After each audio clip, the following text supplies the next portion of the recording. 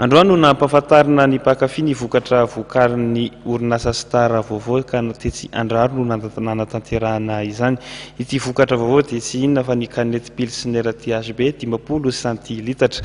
Efa hita teny amin'ireo tsena moa ity vokatra vaovao ity hatramin'ny fiandohan'ny volana Martsa. Hatramin'ny atomboan'isy volana Martsa dia efa tsikaritry eny an-tsena ny canette pilsner THB 50 centilitatra.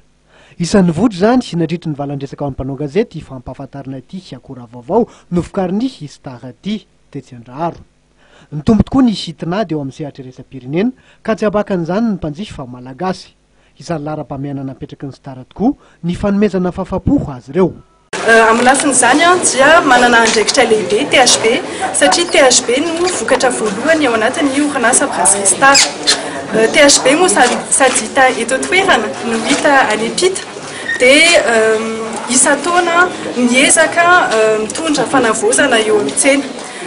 Tamin'ny ray sy roa arivo no nanomboka nitondra zava-baovao THB amin'ny format tamin'ny canette 33 centilitres dia amin'ity taona ity zany canette 50 centilitres ilay izy satria hitanay fa misy ny hetaheta amin'ny mpanjifa na eto toerana na any ampita. Dia manomana animation betsaka izay momba ny canette 50 centilitres io eny amin'ny toeram-pivarotana mahazatra anareo na eo amin'ny grande surface zany na any amin'ny Epibar misy animation mividy canette anareo dia mahazo loka dia misy hetsika koa ataonay amin'ny THB Tour dia manasa anareo zany manaraka zany hetsika zany sy mitondra canette rehefa mitsangatsangana amin'ny weekend de Pâques na rehefa mandeha culture. Fahombiazana ho an'ny sehatry ny fanondranana ihany koa ny fisian'ny canette pilsner 50 centilitatra.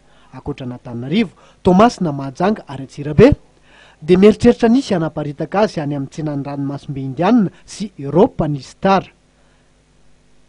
Hetsika fanentanana maro samihafa ny kasain'ny Star ho karakaraina ho fampahafantarana azy ity any amin'ireo ho tranombarotra lehibe misa 12, ny 3 hatramin'ny 12 aprily ho avy izao ary loka maro no zaraina amin'izany.